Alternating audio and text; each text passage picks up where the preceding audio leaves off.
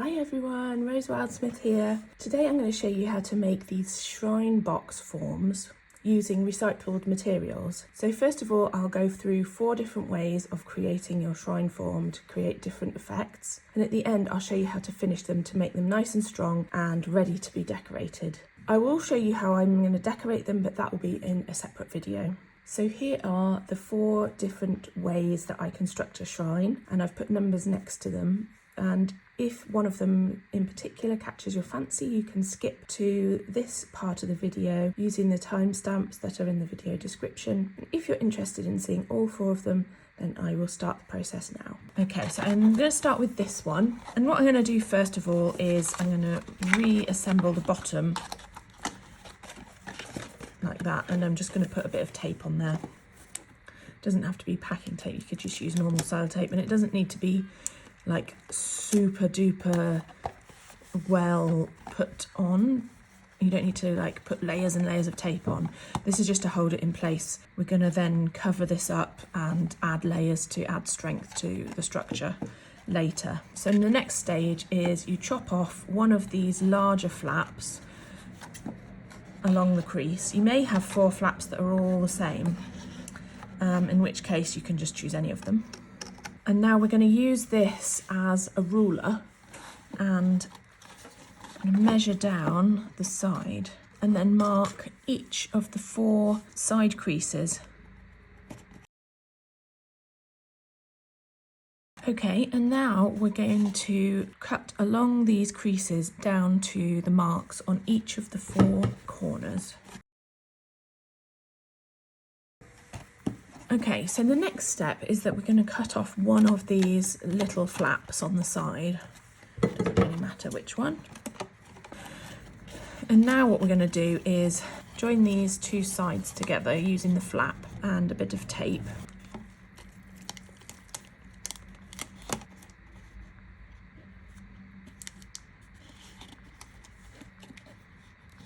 So now we have a little arch. And what we want to do now is mark along the side of the arch .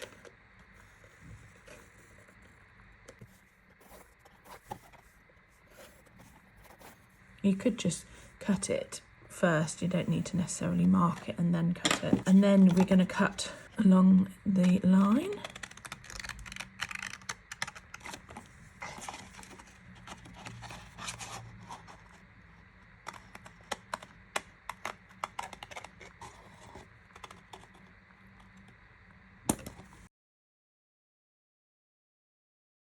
Okay, now we've got what looks like a little sort of house, and the next step is to mark and then cut the doors open. So decide which one's your front and which one's your back. I think this is going to be the back and this is going to be the front. You could go all the way down to the bottom, but it's quite nice if you wanted to have things inside to leave a little lip. So I'm going to leave a little lip along here and roughly draw a little line there.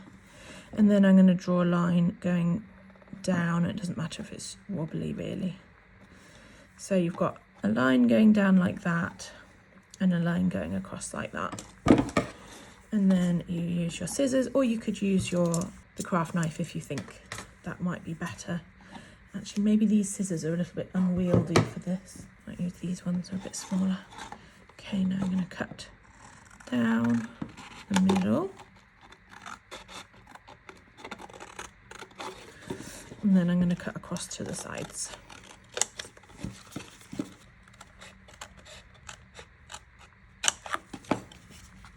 And there we have a very basic little Nicho shrine box. So that's one way you can make it. For the next technique, I'm going to start in the same way, which is to tape up the bottom of the box if it's not already put together.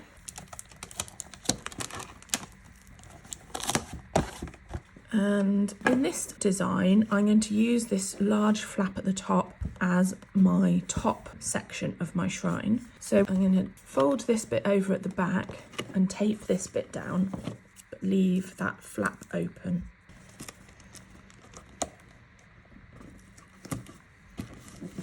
Now I'm going to do a design where I'm going to cut the door out of the centre. So instead of going all the way up to the top like I did in the other one, I'm going to cut it out of the centre. We could do something very similar to what I did last time. This time I'm going to go for a slightly different design, I think. I think I'm going to go for a kind of arc like that. I'm going to still have the lip at the bottom, and then I'm going to have the door opening. And so for this one you might need your craft knife to get into it to start it off.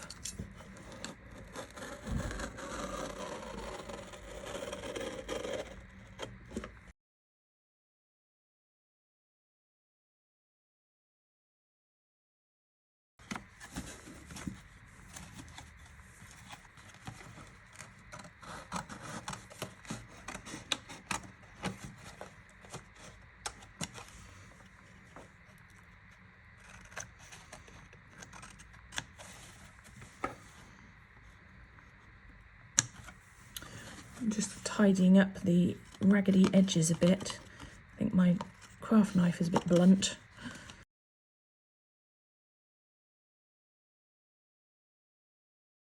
And now we can make the top into an interesting shape. You can really go wild with the design if you want. Let me do two smaller points and then one larger point at the top.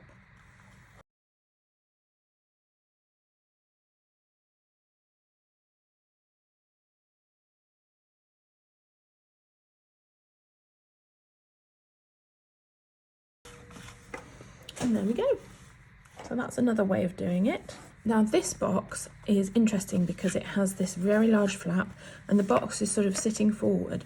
So in the previous ones we've had the box kind of recessed and then the frame has been at the front. But I want to try with this one, having the frame bit be more at the back and then have the box at the front. So I'm going to draw a nice design on here to make it sort of look the crown of the shrine. And then I'm going to remove this front piece and turn it into some side design elements. So first off, I'm going to put some tape along here and along here just to secure it because I'm going to be cutting away this front part.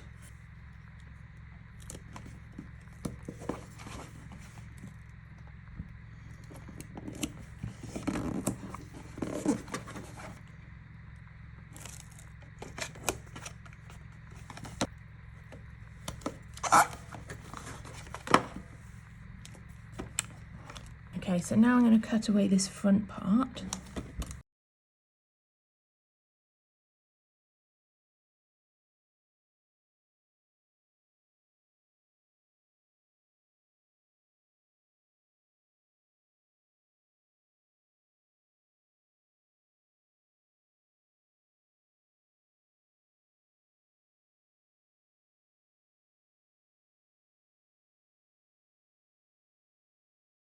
Okay, so we have this piece and I'm going to cut it in half so that I can make a piece for each side. You could also use extra cardboard from something else if you wanted to. Didn't cut that very evenly, whoops. So what design should I do for the top of this one? I think I'm going to try an OG arch kind of shape. So it's like a basic arch with a point on top.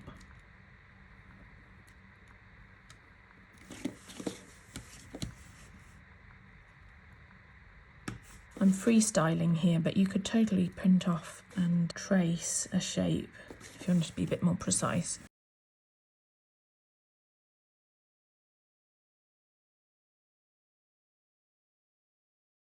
And I think I'd like to try some wings for the sides.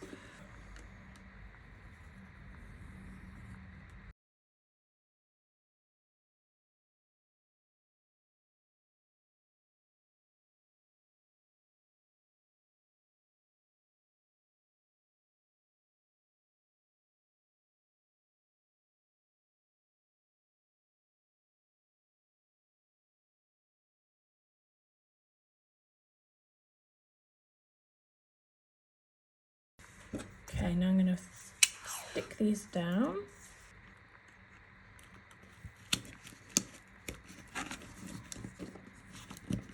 It'd be even better if you had an extra little piece that you could use as a flap, but I didn't have quite enough here. So maybe that's a reason why you might want to use an extra bit of cardboard. And put a piece on the back as well.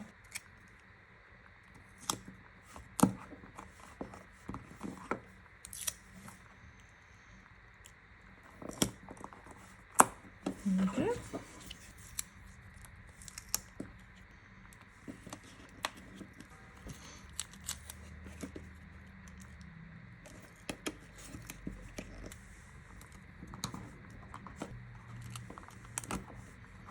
Okay, and now I'm going to put a little bit of tape on these flappy bits here just to kind of make sure that they're out of the way when we go to do the papier mache.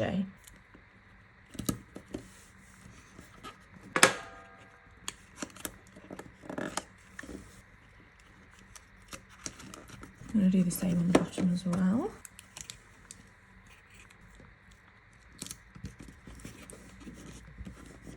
Okay, so there's another example.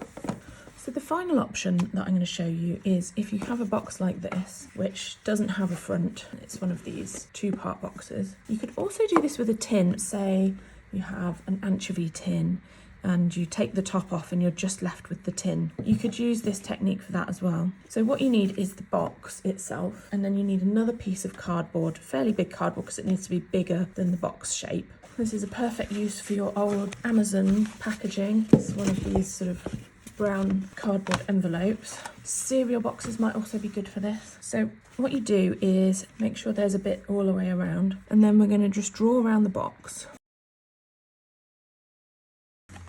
Okay, and now we can design the sides for the box, and we can make it any shape we want. So I might use this line here as my bottom line, and then maybe I'll have scallops coming off it, like. And then we could have some sort of curvy side. Maybe let's start with the top actually. I'm just going to look for some inspiration on my Pinterest board, and I'll share a link to it in the description. I've got lots of different kinds of shrines here that you can take inspiration from.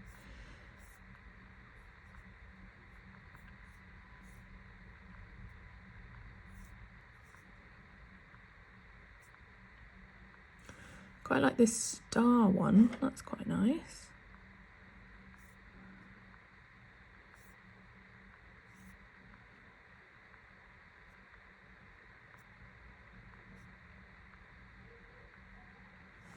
This one's got lots of spikes. Yeah, I'm feeling the spiky, starry sort of shape. Again, I'm going to go with something along those lines. Kind of wish I'd done it the other way round, actually. Maybe I should change it. Yes. Okay, so I'm going to use a different way of marking it. I don't know if this is going to work. Yeah, I'll use this. So I'm going to cut out. Do I want much of a bottom? I think I want the main bit to be at the top. So I'll put it fairly low down on the piece. Go around the edge. And then I want some spikes coming out the sides, and maybe just have it flat at the bottom.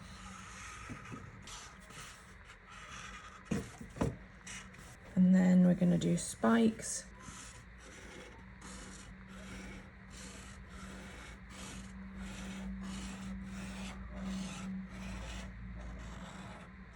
And in fact, what I might do is fold it in half so I can make it symmetrical. And let's do the top. So let's carry on with these.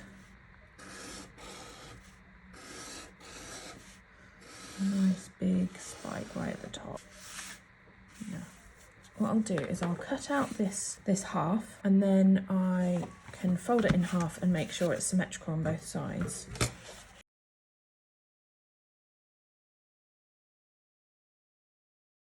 Okay, so what I'm going to do instead of folding it in half, I think I'm going to just trace this. I've got an old piece of paper.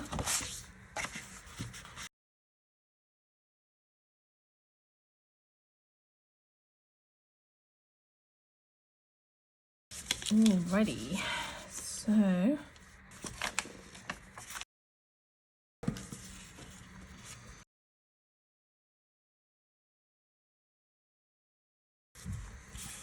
It's looking good.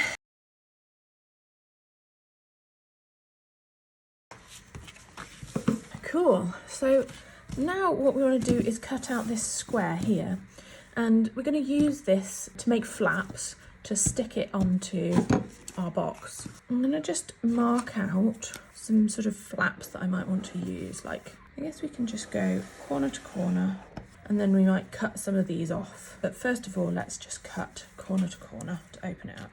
Let's use a cutting board to be safe. And then we can fold these.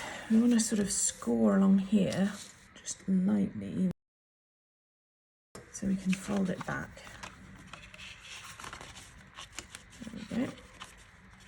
And then we want to measure the flap against the box. So this is the bit we want to cut off.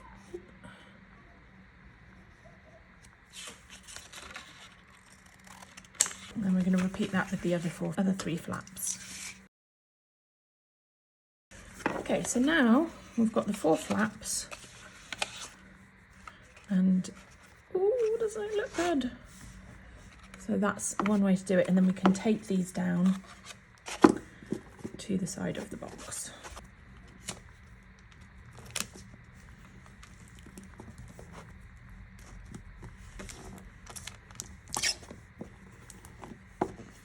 There we go. Here are 4 different ways of making your shrine box. Okay, so we've made our forms, and now I'm going to talk about the next stage of the process, which is to papier mâché over the top of the forms. And I've started with these ones already, so I have a few tips that I can give you based on what I've discovered. First thing I want to talk about is the fact that this tape is the tape that I recommended using to construct the forms in the first place. And as you can see, it's very shiny, very glossy on the surface.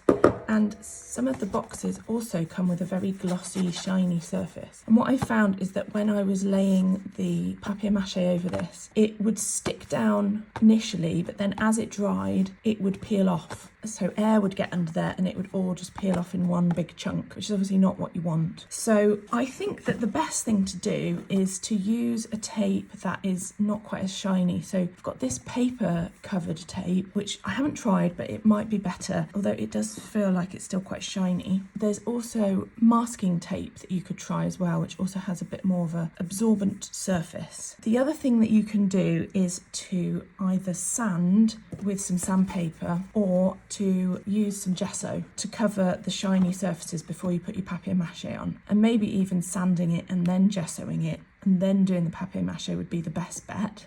The inside of the box is fine because it's very absorbent, so you don't have the problem with that. And so you may actually find that this kind of cardboard that we used to make the outside of the spiky form, this was fine. It absorbed everything without having to gesso it first. So if you have extra pieces that you're adding on to your construction, you may want to choose in the first place to use a cardboard that is absorbent on both sides. So you will need some white gesso because this is what we're going to eventually paint everything with, ready for painting over the top. I've been using this on lower layers to seal the papier mâché in between layers. So you can see on these two, I made them previously, so they're a bit further along in the process. I've been papier mâchéing and then putting the gesso on to seal everything, and then doing another layer, which is maybe a bit overkill, but I feel like then you know that the papier mâché layer underneath is sealed and it's ready and absorbent for the next layer, and so it just really adds strength to your structure. And then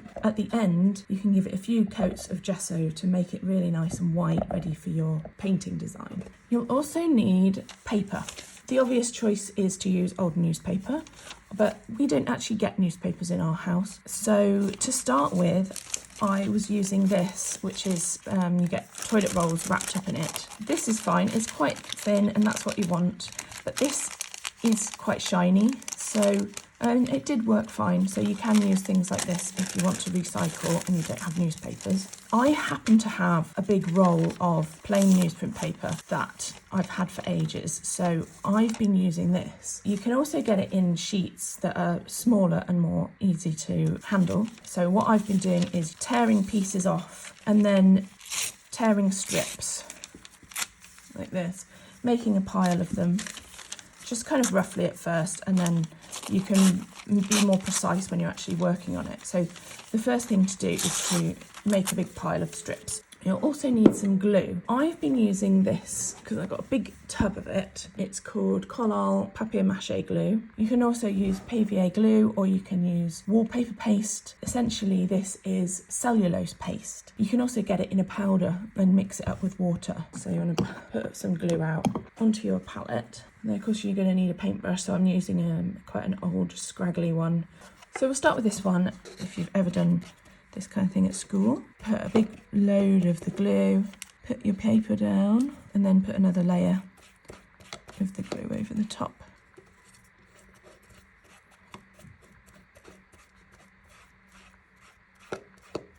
And I guess the most important thing is to make sure that you get the bits where the box joins together to be nice and secure. So you want to go over those joins.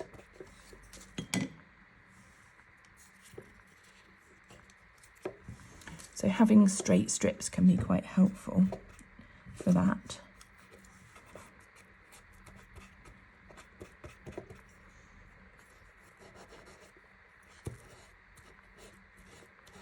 And just make sure they get really nice and wet so there's no bits where air can be left in. It can properly stick. So you might not be able to see, but I'm kind of like pressing into the edge there, the corner, to make sure that it sticks down into the corner, because that's where we want the structural support really of the papier mâché. So I'm also going to do over this corner here.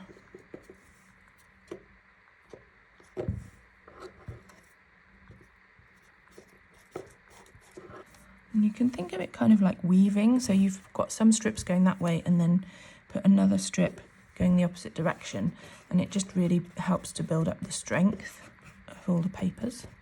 So just carry on like this until, well, maybe do one side at a time so you can let it dry upright without sticking it accidentally onto your table. So you just carry on in this way until you've covered your piece. One thing I wanted to say about this structure is that all these little spikes I've been trying to cover over the edges, and so it gets quite fiddly.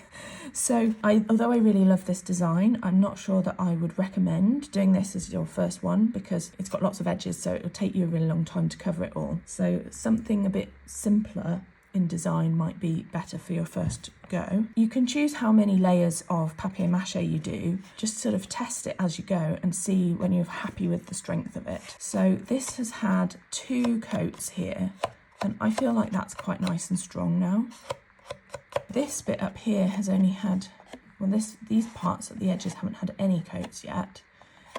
So I feel like they're a little bit vulnerable. I'm pretty happy with how we've covered up the ridges of the flaps that we put on, but it's really up to you. You can be quite delicate with your shrine if you're going to hang it on the wall and you're not going to touch it very much. But something like this, you might want to stand it up on a table. So you might want the edges and the flaps and things to be quite a bit stronger. So you might want to add maybe 3 coats of papier mâché. You might just get away with 1 coat. I mean, you don't even have to do papier mâché if you don't want to, if you're just happy to paint the box. So let's add a coat of gesso to this one now. I'm going to use a slightly bigger brush for this. So yeah, the reason why I'm doing the gesso is because the papier mâché glue, you can reactivate it when it gets wet again. So if you're doing multiple layers, there's only a slight risk really. I think it would be fine if you just did 1 layer of papier mâché and then let it dry and then did another one on the top. But because there's the risk that you could reactivate the layers that you've just let dry, I think it's quite nice to seal everything in between with an acrylic based medium, which will dry and then it won't be reactivated when you wet it again. So it just kind of, I feel like it adds strength in between the layers. And also the other thing is that if you make everything white with the gesso, then when you come back over with your next layer of papier mâché, you can see where you've already been, where you've already put papier mâché and where you haven't for the second layer. Whereas if you're going over the top of your previous papier mâché layer, it can be a bit tricky to see where you've already done the second layer and where it's just the layer before. It's maybe being a little bit over the top, but I feel like it's a good step to do.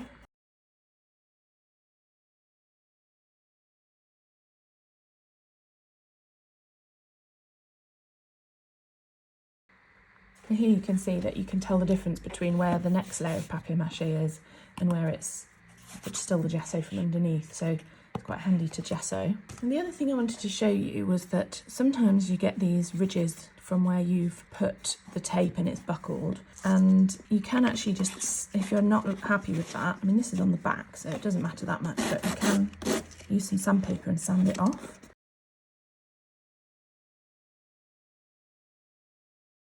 The tape's done its job, it's held the box together while we put the papier-mâché on, and now you can sand off the ridges. And you see there's another one there.